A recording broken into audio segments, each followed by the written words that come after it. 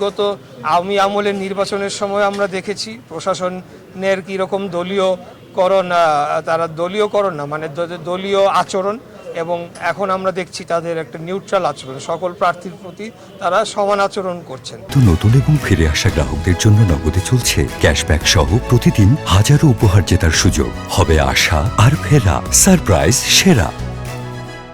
জি, আমরা আজকে আপনারা জানেন যে যাচাই বাছাই কালে আমাদের আসন ভিত্তিক ঢাকা মহানগরীর আওতাধীন 15টি আসনের মধ্যে 13টি আসনের আজকে যারা মনোনয়ন জমা দিয়েছিলেন স্বতন্ত্র এবং দলীয়, তাদের চূড়ান্তভাবে মনোনয়নপত্র বৈধ কিংবা অবৈধ সেই ঘোষণাটি করা হয়েছে। তো সেইখানে ঢাকা 6 আসন থেকে ধানের শীষ মার্কা নিয়ে আমার মনোনয়নপত্রটি বৈধ ঘোষণা করা হয়েছে, আলহামদুলিল্লাহ। এর বাইরে বিভাগীয় কমিশনার তিনি আমাদের যে প্রার্থীরা ছিলেন বা প্রার্থীদের সাথে উপস্থিত অন্যান্য যারা ছিলেন তাদের উদ্দেশ্যে কিছু পরামর্শমূলক কিছু নির্দেশনা দিয়েছেন, যেমন আমরা যাতে আচরণবিধি মেনে চলি, আমরা যাতে নির্ধারিত সময়ের আগে প্রচারণার যে আচরণ বিধি রয়েছে সেটিকে মেনে চলি, এবং বিভিন্ন স্থানে যে পোস্টার ব্যানার লাগানো হচ্ছে আমাদের সমর্থকেরা আমাদের সম্মতি না নিয়ে হয়তো বা এখনই সেগুলো লাগাচ্ছেন, এবং সেগুলো পরিষ্কার পরিচ্ছন্ন করতে সিটি কর্পোরেশন এবং তাদেরও বেশ সমস্যা পোহাতে হচ্ছে। তো এই বিষয়গুলো নিয়ে আমাদেরকে একটু সচেতন করলেন।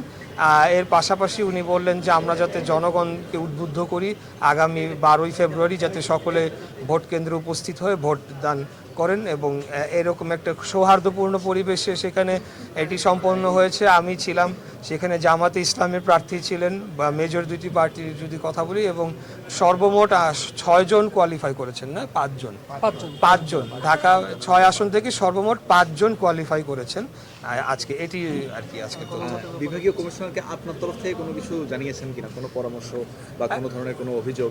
আমরা বিভাগীয় কমিশনার এবং নির্বাচন কমিশনের আমাদের যে ঢাকা 6-এর সংশ্লিষ্ট অফিসের মাধ্যমে বরাবরই জানিয়ে আসছি আমরা যে কোনো ধরনের সহযোগিতা করতে প্রস্তুত রয়েছি। যেহেতু বিএনপি একটি বড় দল, আমাদের সংগঠন রয়েছে, আমরা একটি শান্তিপূর্ণ এবং গণতান্ত্রিক এবং সকলেই যাতে ভোট কেন্দ্রে উপস্থিত হয়ে যার যার পছন্দসই মার্কায় তারা ভোট দিতে পারেন অথবা প্রার্থীদেরকে ভোট দিতে পারেন, সেটি নিশ্চিত করার জন্য আমরা সকল কিছু করার জন্য প্রস্তুত রয়েছি।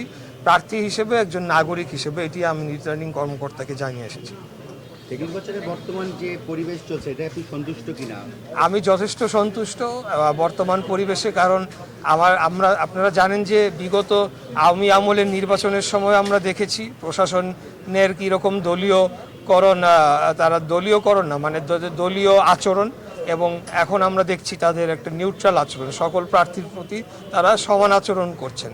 তো এটা তো একটা বিরাট পরিবর্তন বটেই, এটাকে আমরা সাধুবাদ জানাই। আমরা আশা রাখি এটার কন্টিনিউয়েশন থাকবে এবং এটা প্রাতিষ্ঠানিক রূপ লাভ পাবে এবং বাংলাদেশে স্থায়ীভাবে গণতন্ত্র প্রতিষ্ঠা পাবে।